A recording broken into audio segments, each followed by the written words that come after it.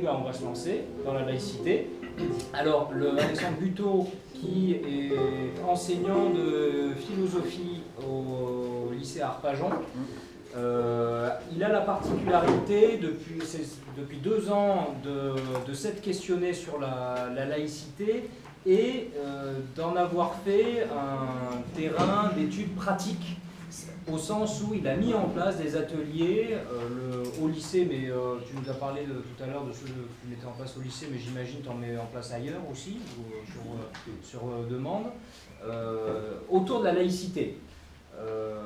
Donc ce qui nous a intéressé, et ce qui j'espère va nous intéresser dans ton discours, c'est ce regard que tu peux avoir à la fois d'enseignants qui s'est questionné sur la laïcité, mais aussi d'acteurs dans la pratique, dans les pratiques, et un peu d'enquêteurs vis-à-vis de toutes les personnes, les collègues ou les élèves que tu as pu rencontrer sur leur point de vue sur la laïcité.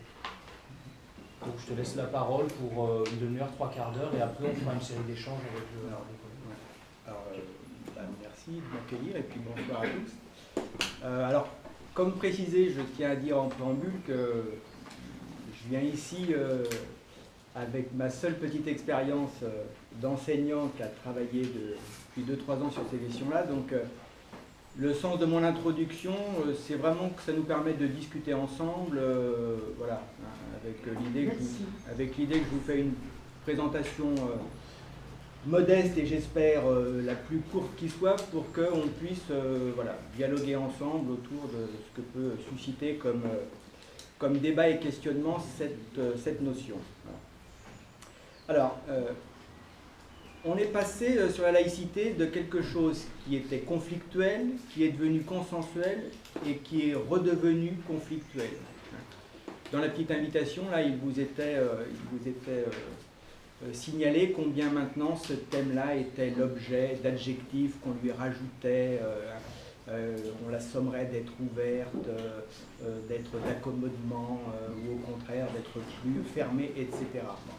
Tout ça est le signe d'une intense ébullition autour de cette notion. Donc à la fois, je vous propose de revenir... C'est bon? Il faut que je parle plus fort? D'accord. Je vous propose donc à la fois de revenir dans un premier temps sur les principes, mais très rapidement, et puis surtout qu'on aille ensuite vers les problèmes qui sont les nôtres aujourd'hui. Voilà, je voudrais prendre le biais plus par l'approche philosophique et politique de la notion que par le biais historique, n'étant moi-même pas historien par ailleurs. Voilà. Alors, la laïcité s'inscrit bien entendu dans un mouvement de sécularisation. Elle en est en quelque sorte une forme politique à un moment donné. Cette sécularisation, elle implique donc un reflux, un recul, peut-être un déclin du poids de la religion dans la vie sociale, en matière de mœurs, en matière de normes, etc. Voilà. Donc, ce mouvement-là est un mouvement forcément de longue haleine, la sécularisation. Alors, on peut y voir des étapes, la Renaissance et la promotion de l'individu, la réforme protestante au XVIe siècle, et cet appel à avoir une liberté de conscience dans la façon dont on rend un culte à Dieu, et puis la grande césure, je vais y revenir, de la Révolution française. Bon voilà, on peut donc trouver quelques étapes historiques qui permettent de penser une historicité de cette idée de laïcité. Alors, on a souvent parlé de l'étymologie, le terme laos renvoie au peuple, opposé à ses chefs, à ce qui serait commun par rapport à une opposition à ce qui serait particulier. Donc le laos fait face naturellement d'abord aux clercs. Et les clercs impliquent une division de la société. Voilà. Il y a donc une hiérarchie qui est forcément inhérente à un clergé. Et pour s'amuser, on pourrait dire que l'idéal de la laïcité, c'est que nous soyons tous des clercs, tous des savants, à tel point naturellement qu'il n'y ait plus à faire de distinction. Et on peut faire naturellement une première remarque, c'est qu'au commencement, on pourrait dire qu'au commencement était l'inégalité. Voilà. Les sociétés sont inégalitaires au commencement. Et il a fallu finalement des millénaires pour arriver à cette idée qu'il n'y a pas de différence de nature entre les hommes. Moi, je dirais que c'est le premier point d'une définition possible de cet idéal d'égalité qu'est celui de la laïcité.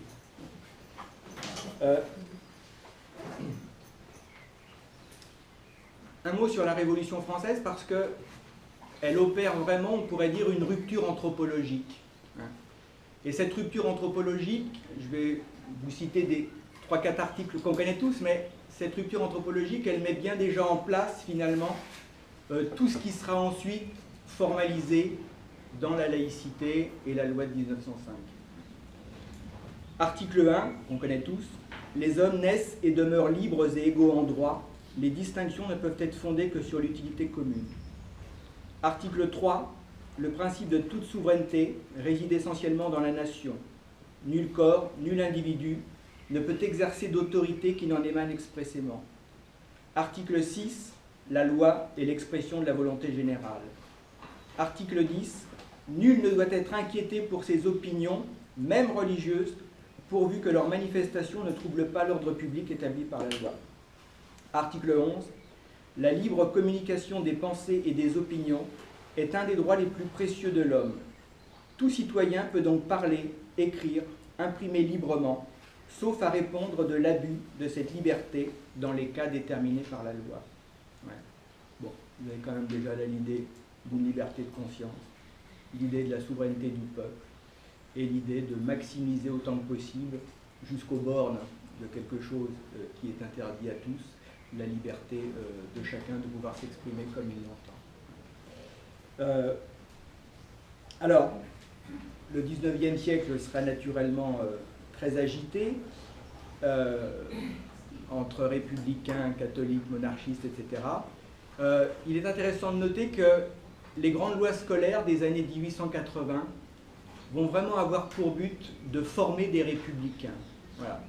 Et ce qui est intéressant, c'est que c'est aussi des lois qui, même si elles ne le disaient pas comme ça, étaient laïques en leur fondement, qui, en retour, sont venues naturellement produire encore plus des sécularisations de la société. Et puis on arrive donc à la loi de 1905. Bon, on connaît les deux premiers articles, je les répète quand même juste pour un petit commentaire.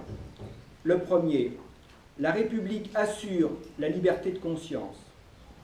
Elle garantit le libre exercice des cultes sous les seules restrictions édictées ci-après dans l'intérêt de l'ordre public. La République assure signifie que pour la première fois, en quelque sorte, on énonce que la liberté d'opinion, ce n'est pas simplement d'avoir une liberté religieuse, comme c'est le cas dans les systèmes de tolérance, mais qu'on a la liberté pleine et entière de croire et de ne pas croire. La liberté religieuse est incluse dans la liberté générale d'opinion. Donc, ça légitime complètement la possibilité de ne croire ou de ne pas croire. Je vous donne juste en contrepoint ce que dit le penseur anglais Locke, le philosophe anglais Locke, au XVIIe siècle. Dans ses lettres sur la tolérance, il dit on peut être tolérant avec tout le monde, en quelque sorte, sauf avec les athées, dont le manque, en quelque sorte, de sens du sacré ne permet pas de penser qu'ils sont capables de tenir leurs promesses. Et de l'autre côté, les catholiques, qui, eux, sont inféodés à un pouvoir étranger, conflit des souverainetés. Vous avez donc, on y reviendra sans doute dans la discussion, mais dans les systèmes de tolérance, vous avez des systèmes qui ne sont pas tellement naturellement tolérants, avec l'idée que l'athéisme, par exemple, est une horrible pensée, puisqu'elle coupe un lien avec le sacré, et qu'en l'absence de sacré, c'est ça qui est très intéressant, en l'absence de sacré, on perd la verticalité et la transcendance du pouvoir. Or, la laïcité va aller précisément à l'encontre de cette idée-là, avec cette idée que le peuple s'autoconstitue lui-même dans l'acte politique de faire communauté ensemble. Voilà. S'il y a une grande idée de la laïcité par rapport au système de tolérance, et vous savez que dans tolérer naturellement, on tolère toujours ce qu'on n'a pas tellement envie de respecter. Donc la tolérance est toujours une vertu faible, si l'on veut. Je tolère ce que je ne peux empêcher. Voilà. Et naturellement que les systèmes de tolérance s'accompagnent toujours soit d'une idéologie d'État, qui du coup tolère plus ou moins les athées, soit d'une religion civile, qui fait quand même que c'est mieux d'avoir un Dieu. Et vous conservez finalement, dans l'idéal, enfin dans le système de la tolérance, vous conservez un pouvoir politique qui s'adosse à un lien religieux. Voilà. Avec la laïcité, cette transcendance du lien religieux, elle disparaît. Le peuple s'autoconstitue, le lien politique existe par lui-même sans avoir besoin d'une transcendance sacrée, d'une transcendance religieuse. Alors, donc, assurer la liberté, ça signifie que cette liberté de conscience, elle est un droit naturel de l'homme. Voilà. Vous avez un merveilleux petit chapitre qui est le chapitre 20 du traité théologico-politique de Spinoza, 1670, vous voyez que c'est quand même pas des questions nouvelles, où Spinoza écrit tout un livre pour dire « Perdez pas votre temps quand vous avez le pouvoir en essayant de réprimer la liberté de penser. La liberté de penser, c'est la seule chose que les hommes ne peuvent pas transmettre à un pouvoir politique. Par contre, quand vous vous efforcez de canaliser, réprimer cette liberté, vous êtes toujours contre-productif. Voilà. Vous pouvez être sûr que la personne qui se sent maltraitée, humiliée dans sa liberté de penser, vous ne lui ferez pas aimer le pouvoir qui, par ailleurs, la met en prison pour cette même liberté de penser. Donc on peut naturellement empêcher des idées de s'exprimer, mais la liberté de penser est un droit naturel qui est inaliénable. Finalement, je crois comprendre dans cet article 1 cette idée. Garantir la liberté de culte, ça suppose que dans des conditions particulières, on peut penser par exemple au service des aumôneries, ma liberté de pensée et éventuellement de croyance peut aller, dans ce cas-là, jusqu'à la garantie par l'État qu'il rende possible l'exercice de mon culte. Voilà. Quand je suis pris de corps, en prison par exemple, oui, l'aumônier qui est salarié par l'État me permet bien de pouvoir exercer ma liberté de culte et donc mon opinion religieuse. Voilà. Donc le garantie exprime cette idée-là que cette capacité qu'on a à un moment donné à exercer un culte peut éventuellement être garantie dans certains cas par l'État. Naturellement, il y a l'article 2 qui vient tout de suite ne pas se méprendre sur le sens de cette garantie de la capacité de la liberté de culte. Je le cite, « La République ne reconnaît, ne salarie ni ne subventionne aucun culte. » Ici, c'est directement naturellement dirigé contre le concordat, contre la politique des cultes reconnus, qui fait qu'on nomme des évêques, qui fait que vous avez des ministères du culte qui sont rendus par des gens qui rendent ce service payés par l'État et qui, bien entendu, viennent rendre inégal le traitement qui est rendu à chaque particulier. Vous savez que le concordat subsiste encore en Alsace-Moselle. Les prêtres ou les hommes du culte sont salariés par l'État voilà, d'une façon, on va dire, complètement anachronique par rapport à la laïcité. Le résultat donc de ces principes, c'est une double émancipation. Émancipation de l'État vis-à-vis des religions, émancipation à l'inverse des religions vis-à-vis de l'État. C'est-à-dire qu'on pourrait dire jamais les églises n'ont été aussi libres que sous la laïcité. Voilà. C'est la condition pour que l'État n'intervienne pas, article 4, dans les affaires privées des religions. Donc, les religions peuvent aussi, comment dirais-je, tout à fait se féliciter de ce divorce, de cette séparation entre l'Église et l'État. Du coup, j'aime bien ce résumé de la laïcité, ce qu'on appelle les trois ailes. La laïcité, c'est la liberté dans le cadre de la loi. Voilà. Et ça permet de penser finalement cette idée que la laïcité repose finalement sur cette position minimum qui consiste à dire vous avez le droit de tout faire dans le cadre de la loi et l'État, quant à lui, s'abstient de tout positionnement religieux en étant neutre, alors à la fois dans une idéologie d'État qui n'existe pas, et dans la demande de neutralité de ces fonctionnaires qui représentent cette autorité publique. Il en résulte donc 4 principes essentiels. Le premier, c'est l'égalité de tous les citoyens devant la loi, égalité politique et juridique. Aucun citoyen ne peut se prévaloir d'une religion, etc., pour avoir un statut particulier dans la société. Donc, égalité totale de tous. Et naturellement, nul, en faisant partie d'une religion ou d'un groupe, ne peut du coup imposer sa loi particulière à la loi de tous. Il y a derrière ça l'idée, naturellement, que la loi commune ne peut résulter que de ce que nous avons voulu en commun.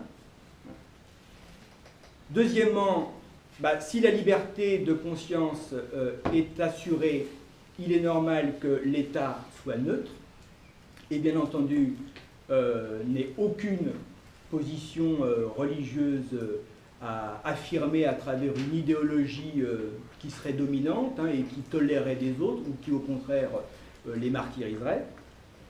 Troisièmement, c'est la garantie de la libre exercice du culte. Et quatrièmement, le dégagement d'une sphère publique qui est autonome de la sphère religieuse. Je précise quelque chose, tout ce qu'on appelle aujourd'hui les États de droit sont des États qui ont entériné cette séparation du religieux. La différence, c'est la différence entre la séparation et la neutralité. C'est-à-dire que vous avez des États qui ne sont pas encore neutres en affichant une idéologie ou une reine-mère qui est chef de l'église anglicane. Mais vous avez une séparation du politique et du religieux dans la mesure où dans l'état de droit, ce ne sont pas les religions qui font la loi à la place du peuple ou de ses représentants. Voilà. Et ça, c'est vrai aux États-Unis, comme etc. Par contre, c'est une distinction importante qui explique, on va dire, y compris des formes de laïcité ou de sécularisation différentes. C'est le rapport entre cette séparation et cette neutralité. Alors,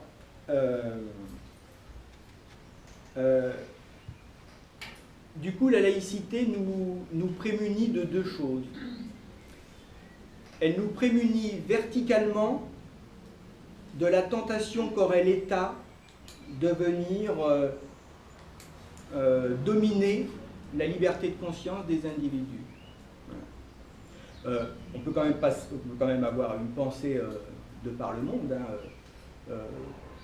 à toutes ces personnes qui, pour des raisons d'opinion politique ou religieuse, sont martyrisées par des pouvoirs politiques, qui ne sont pas naturellement laïques dans leur connexion entre un pouvoir politique et une religion d'État. Il faut quand même l'avoir aussi présent à l'esprit, même si ce n'est pas notre réalité à nous, précisément parce qu'on l'évite.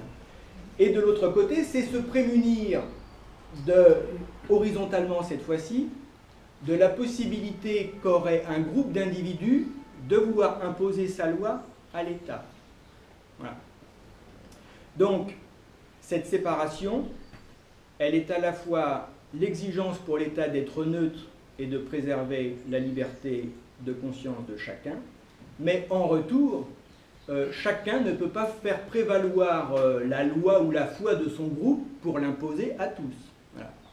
Ce qui est valable pour certains ne peut pas valoir et vouloir valoir pour tous. Voilà, c'est ça l'idéal de la laïcité. Alors du coup, dans les débats aujourd'hui qui nous occupent autour de ces principes de la laïcité, vous avez 2 dérives possibles. La première, c'est de vouloir étendre à l'autorité publique le principe qui vaut pour la société civile. Et c'est là où on retrouve la laïcité adjectivée. On la voudrait ouverte, le pape encore récemment l'a dit qu'il trouvait qu'en France la laïcité, là, on était un peu raidard. Donc ici, le fond de l'affaire c'est quoi? Le fond de l'affaire c'est l'idée que la laïcité devrait accepter, bien plus qu'elle ne le fait, de reconnaître l'utilité des religions, derrière ça éventuellement de participer au financement du culte ou de la construction des cultes, et d'avoir du coup ces possibilités de reconnaître, y compris que les religions peuvent être considérées comme des agents politiques intéressants à valoriser. Alors vous savez, il y a les racines chrétiennes qu'on ressort de temps en temps là pour fortifier l'identité française. Il y a eu la sortie de notre ancien président de la République sur le fait que l'instituteur n'arriverait jamais à la hauteur du curé pour faire des cours de leçons de morale. Voilà, vous êtes dans ce registre-là où, par la bande plus ou moins, vient de façon récurrente sur le devant de la scène l'idée que les religions auraient le droit de citer, avec naturellement cette idée tout d'un coup que vous ne reconnaissez plus des individus qui sont déliés comme citoyens, mais vous reconnaissez des gens qui sont d'abord dans une communauté. Il y a une philosophe qui s'appelle Catherine Kitzler qui résume très bien ça, elle dit une pensée communautaire, c'est une pensée par le un. On existe d'emblée en faisant partie d'une communauté. Et elle dit la laïcité, c'est la pensée par zéro. On n'appartient à rien, si ce n'est à la société dans laquelle, avec d'autres, on va essayer de faire quelque chose. Mais je n'ai pas d'attache préalable. Et une autre grande idée de la laïcité, c'est que pour qu'on soit capable de vivre ensemble, il faut d'abord qu'on soit déliés. On ne peut faire une bonne liaison ensemble que parce que d'abord l'individu il est délié. Voilà. Si d'emblée, et c'est aujourd'hui un problème un problème sans doute qu'il y a aujourd'hui dans l'articulation entre les communautés auxquelles on peut se sentir appartenir, alors ça peut être mon club de foot, ma communauté de musiciens, mais aussi ma communauté religieuse, et puis l'articulation avec le plan de l'universel ou de l'intérêt général, qui est naturellement celui de l'État. Bon, il va de soi que si chacun se sent d'abord membre de sa communauté et fait passer les intérêts de sa communauté avant celle de l'État, comme disait Rousseau, mais l'État il est foutu si vous pensez comme ça. Rousseau dit celui qui commence à dire que les affaires de l'État ne me concernent pas, l'État est foutu. Alors là, vous voyez, on serait à un degré bien supérieur. Donc, voilà, il y a quand même cette belle idée que l'individu, je crois, est capable, précisément parce qu'il est délié par la laïcité, de ne pas entrer d'abord avec des revendications d'un particulier qui devrait primer sur le général et sur l'universel. Donc voilà, la laïcité adjectivée, elle tend à nous faire aller dans ce sens, au sens large, à travers de multiples accommodements possibles, d'un poids, d'une nouvelle légitimité des religions voilà, dans la participation au débat public, etc., etc. De l'autre côté, l'autre écueil, c'est de vouloir appliquer à la société civile l'abstention qu'on demande à l'État. Ici, ce sera l'idée que la laïcité, ce serait que vous n'ayez pas le droit de montrer votre religion dans l'espace public. On l'entend beaucoup, ça. Je crois qu'il y a... Enfin, on peut discuter ensuite des religions, mais la lettre, autant que l'esprit de la laïcité, c'est de libérer au maximum les libertés individuelles. Donc quand on vous accorde la liberté d'avoir une opinion religieuse et la liberté de culte, qui peut y compris s'exprimer quand vous faites une procession, je ne sais où, là, pour Jeanne d'Arc ou autre, là, ça n'ennuie personne que vous circuliez là, dans les chemins de campagne ou dans la ville. Donc toutes les processions ne se valent pas naturellement.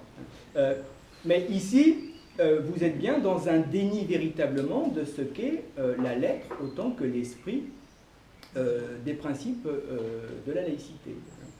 Donc, on voit bien ici qu'on en fait plus un objet politique en visant une religion en particulier, mais naturellement, ce nettoyage en quelque sorte religieux de l'espace public, parce que le public, c'est à la fois naturellement ce qui représente ou ce qui incarne l'autorité de l'État, mais c'est aussi ce à quoi un public a accès. Je veux dire que quand vous êtes dans la rue, vous êtes bien dans l'espace public. Voilà. Et là, ça vous dérange peut-être, on en parlait tout à l'heure, peut-être que la laïcité exige qu'on ait une double casquette. Je peux être en tant que féministe ou en tant que militant humaniste, je peux trouver que le voile est un symbole de pression de la femme. Je peux le combattre peut-être politiquement. Mais la laïcité, en tout cas, doit m'interdire de juger que quelqu'un n'a pas le droit de porter un signe religieux dans l'espace public. Voilà. Quand on dit ça, on triche sur ce qu'est la laïcité. Que ça nous dérange ou pas, mais on triche sur ça. Après, il y a le cas tout à fait spécifique de l'école depuis la loi de 2004, hein, où ce n'est pas les signes religieux qui sont interdits, mais les signes ostensibles. Voilà. Le ostensible est celui qui vise à me faire reconnaître immédiatement dans une identité religieuse. Voilà. Pour aller vite, si j'ai une petite croix ici en pendentif, eh bien, écoutez, très bien. Si maintenant j'arrive avec une croix qui fait la hauteur de mon corps, c'est pas possible. Voilà.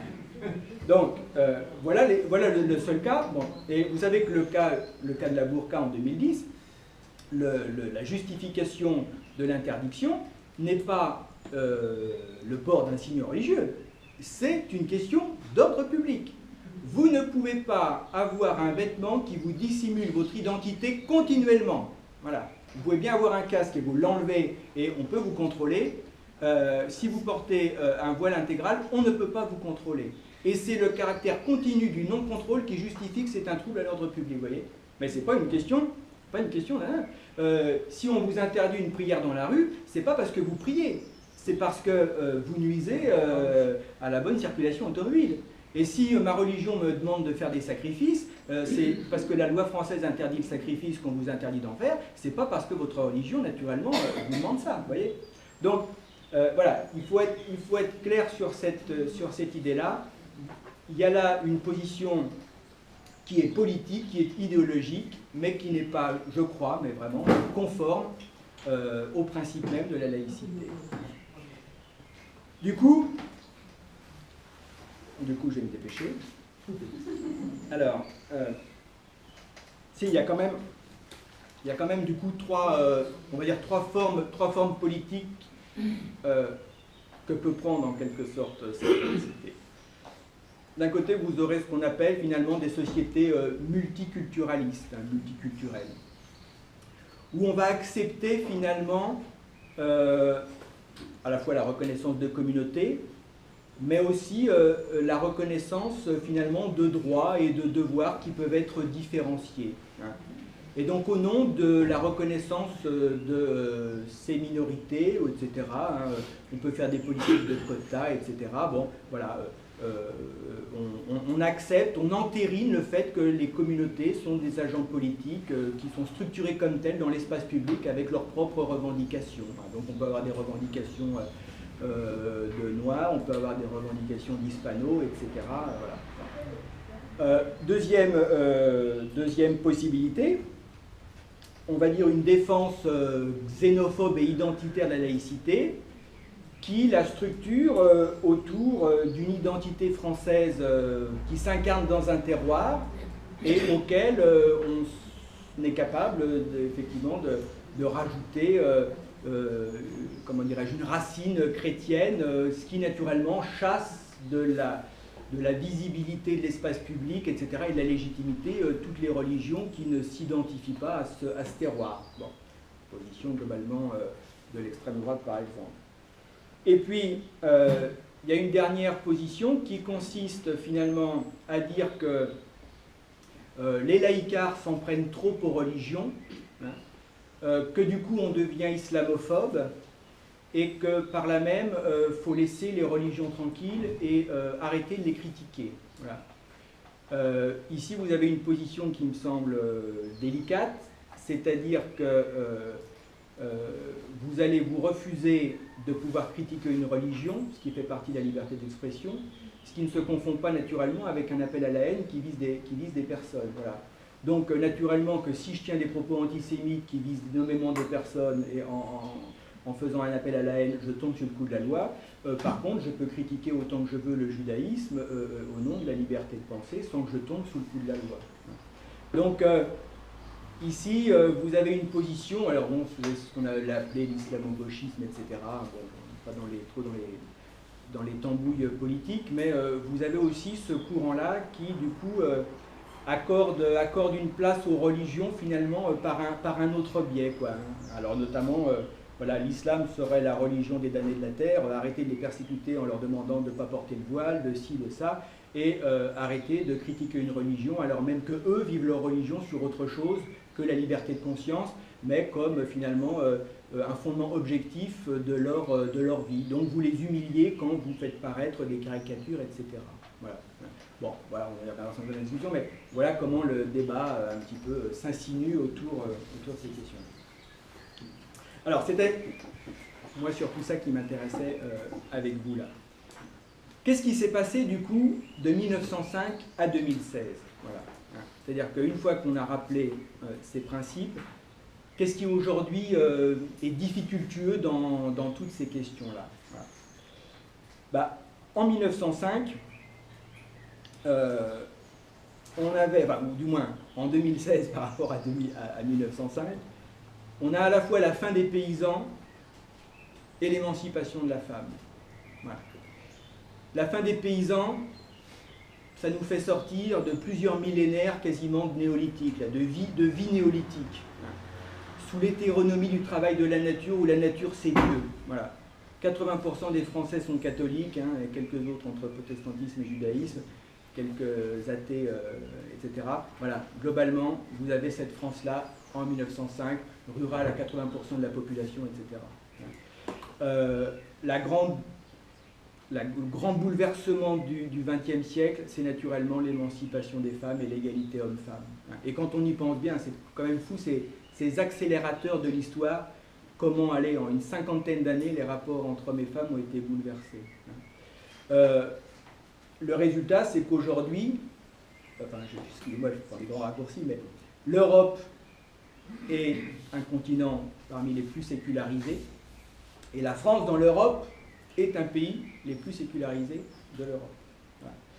Donc, on assiste bien aujourd'hui à la fois à un profond mouvement de sécularisation, jusque dans les rapports entre hommes et femmes, dégagés en quelque sorte des normes religieuses, patriarcales, etc., au moins pour une bonne part. Et dans le même temps, on se prend aujourd'hui en retour des mouvements de contre-sécularisation. Voilà. C'est ça qui vient rendre aujourd'hui un peu ardu ces questions de la laïcité.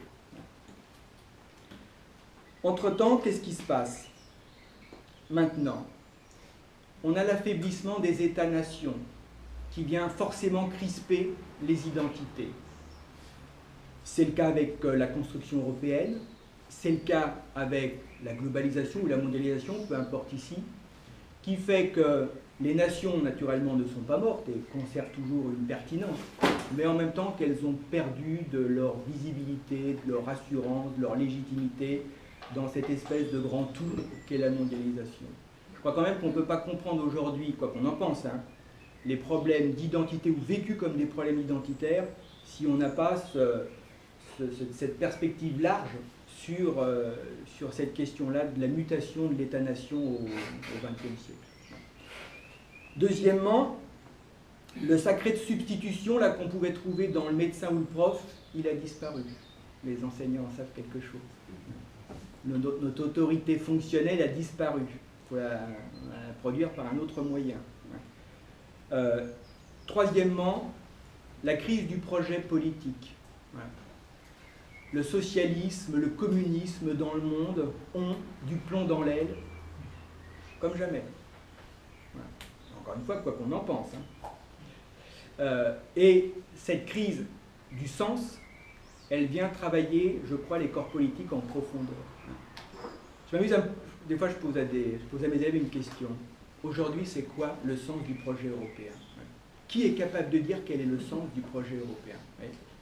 Et quand vous voyez, je pense aux mômes qui partent faire le djihad, là, qui parfois viennent d'une famille athée, catholique, là, en Bretagne, en Normandie, mais il faut quand même à un moment donné que, même si c'est un projet mortifère, vous voyez, mais ça veut quand même bien dire que pour aller dans un projet suicidaire, il faut quand même qu'il y ait un vide de projet en face, tel qu'il est perçu par ces mondes, inévitablement. Et donc, vous savez, c'était Jean Daniel du Nouvel Obs, une fois quand les Twin Towers s'étaient effondrés en 2001, à chaud, il avait dit « On a l'impression que c'est le siècle qui commence avec ça, que le 21e siècle là, sera ce combat contre la barbarie, machin, etc. » Et il disait « Moi, je pense que c'est pas ça. C'est pas le 11 septembre 2001, c'est la chute du mur de Berlin en 89. » Voyez. Et si on veut bien regarder, le monde, il a basculé en 20 ans. En 79, c'est la révolution de Khomeini en Iran et c'est l'invasion soviétique en Afghanistan. 10 ans après, c'est la retraite des troupes russes d'Afghanistan, c'est la chute du mur de Berlin. Les premiers foulards des gamines à l'école, c'est 89. Nos problèmes de laïcité, on peut mettre ça entre guillemets, hein, c'est pour que ça soit signifiant, commencent à ce moment-là, alors même qu'intellectuellement et politiquement, on va commencer à être un peu paralysé sur toutes ces questions-là. Donc, voilà. Je rajoute qu'on se prend aussi en pleine poire aujourd'hui, hein, à travers l'immigration qu'on a connue depuis les grandes vagues là, automobiles, hein, où on a considéré que des immigrés, c'était des travailleurs, nous, hein, voilà. Et puis tout d'un coup, on se prend le retour du symbolique, c'est-à-dire que ces gens-là, ce n'est pas que des travailleurs, ils se sont mariés, ils ont fait des enfants, ils ont des pratiques cultuelles aussi, et c'est aussi tout ça qui vient nous interroger, avec, en France, une forte minorité musulmane, naturellement, dans un paysage social, qui vient naturellement modifier aussi certaines donnes. Voilà, donc, tout ça permet quand même de penser un peu mieux ce qui nous arrive aujourd'hui sur le rapport entre notre société et les religions. Vous savez qu'on parle beaucoup aujourd'hui du retour du religieux, hein, y compris alors avec à la fois la question de la visibilité des signes religieux dans l'espace, et à la fois avec la revendication des religions de participer bien plus activement au débat public. On l'a vu avec le mariage, le mariage pour tous et les mouvements contre le mariage pour tous, hein, où il y a quand même eu une sainte alliance là, un peu entre tous les intégrismes pour combattre ça. On l'a eu après dans une bataille contre l'ABCD de l'égalité dans les écoles primaires, là où, vous savez, il y avait des trucs en ligne pour refuser d'envoyer, enfin, ne pas envoyer ses enfants à l'école pour lutter contre ça, etc. Bon. Et vous avez aujourd'hui ce mouvement-là quand même, d'une tentative de la part des religions, de certains groupes religieux, etc., d'intervenir bien plus dans la société, à la fois par des manifestations publiques, à la fois par parfois du communautarisme. Et qu'est-ce que c'est que le communautarisme? C'est quand même l'idée que je me constitue comme un agent politique qui essaye de transformer son particulier en quelque chose qui peut valoir pour tous. Hein. C'est ça le communautarisme. Hein. Vous refusez, enfin, vous n'admettez plus à un moment donné d'être seulement un élément qui peut avoir une opinion aussi faillible que celle des autres dans le débat public. Vous voyez, il n'y a quand même pas de débat public si on cesse de penser que son opinion, elle est aussi faillible que celle des autres.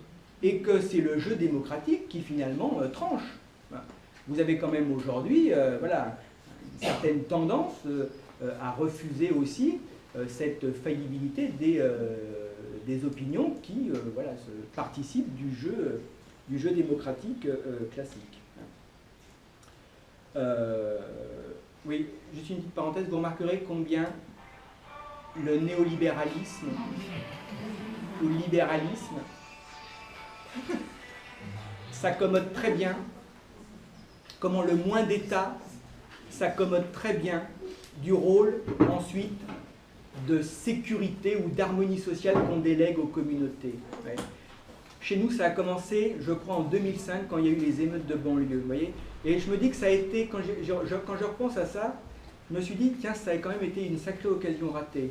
Non seulement parce que, souvenez-vous, c'était donc, sauf erreur, c'était Nicolas Sarkozy qui était ministre de l'Intérieur à ce moment-là, et ça a été le grand moment où on a commencé à envoyer les imams pour éteindre le feu. Hein, comme si l'imam était, comme autorité religieuse, là, celui qui avait le pouvoir magique là, de venir voilà, considérer que des jeunes étaient d'abord des musulmans hein, plutôt que des jeunes. Bon. Et tout ça a commencé donc et puis ça a sans doute été d'ailleurs une belle occasion ratée là, de faire quelque chose avec toute cette jeunesse des quartiers. Et c'est quand même là où on a commencé à aller dans cette idée qu'il pouvait y avoir une délégation en quelque sorte à ces communautés pour qu'elles fassent la police elle-même. Voilà.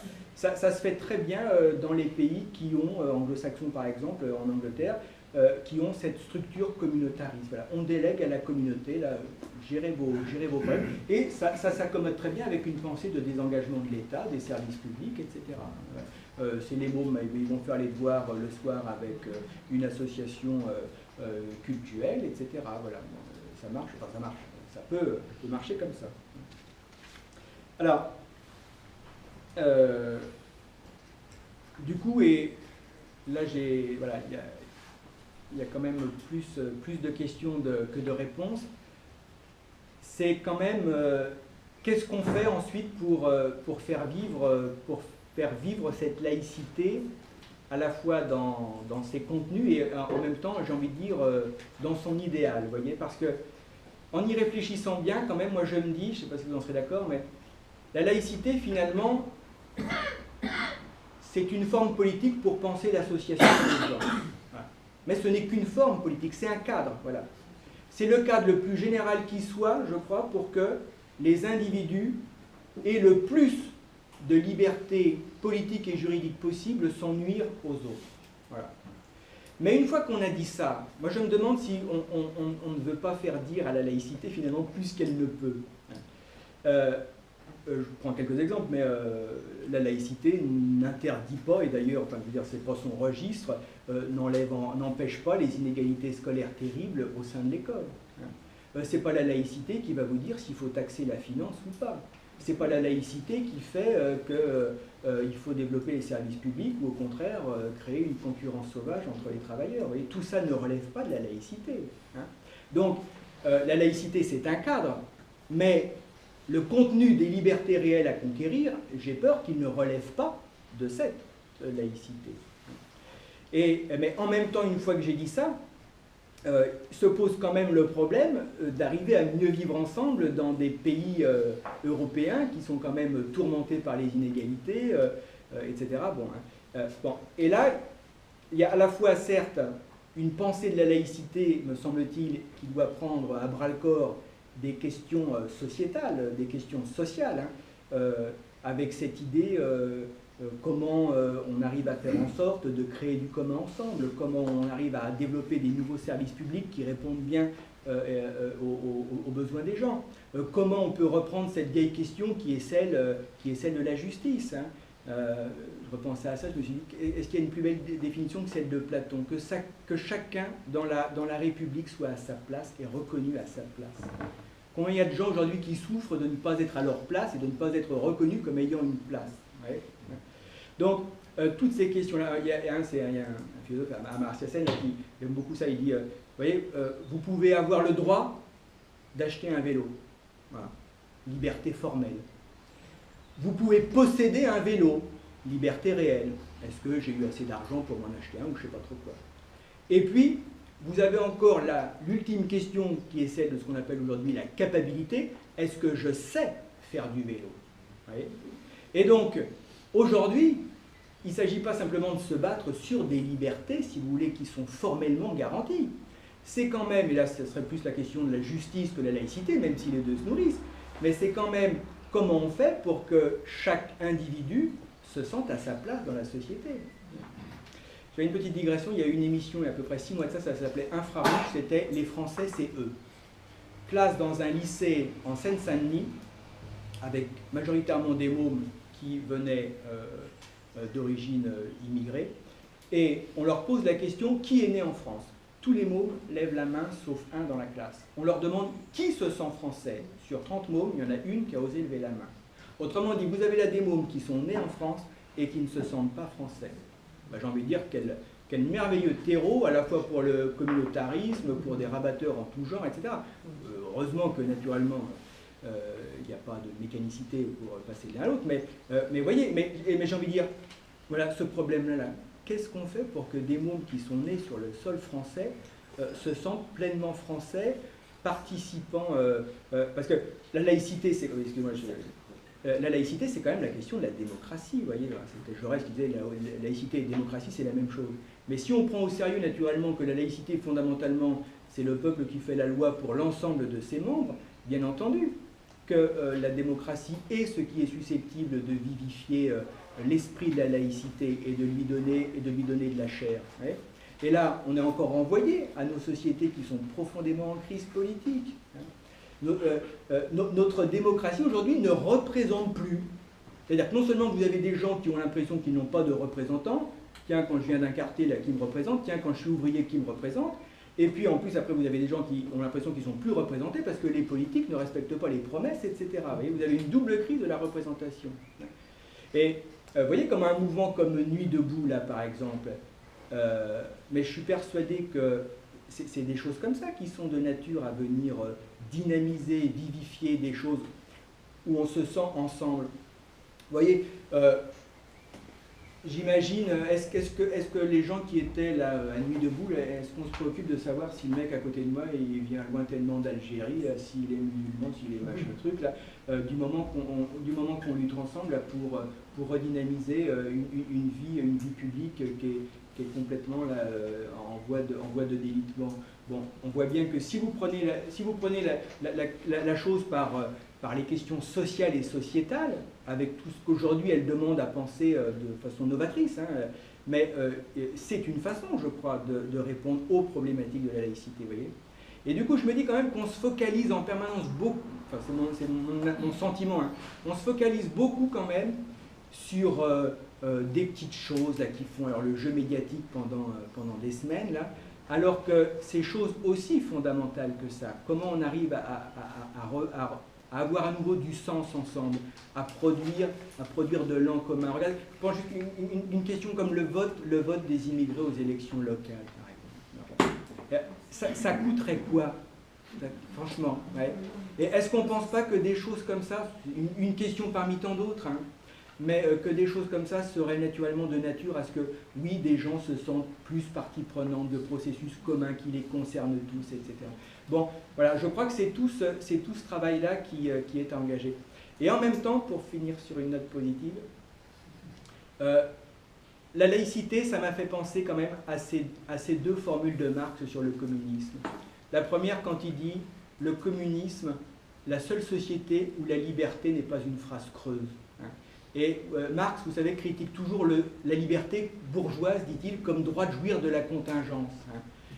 J'ai le droit de choisir mon employeur, mais pour aller vite, je n'ai pas le droit de ne pas me faire exploiter. Ça, j'y suis contraint par la nécessité objective de mon statut de salariat. Et cette question, effectivement, des libertés réelles qui permettent réellement les capacités dont on parlait tout à l'heure, oui, ça, ce sont des combats qui sont à mener. Et puis l'autre belle formule de Marx, qu'on a souvent lue à l'envers, c'est celle qui dit « le libre développement de chacun est la condition du libre développement de tous ». Ouais. C'est parce que chacun est épanoui que le collectif peut être épanoui. Je crois qu'il y a quand même ça dans la laïcité, vous voyez. Cette idée, même si je crois qu'elle est à compléter par des choses qui ne dépendent pas de la laïcité, et qui sont finalement les contenus concrets des rapports sociaux dans la société, au travail, dans les rapports avec la politique, etc. Tout ça, naturellement, ne relève pas directement de la laïcité. Mais je crois qu'il y a bien cette exigence d'aller jusqu'au bout de ce qu'on peut offrir à la liberté individuelle de chacun. Voilà. Je crois qu'il y a quand même ça aussi dans cet idéal de la laïcité. J'étais bien trop long, je m'arrête. Pardon.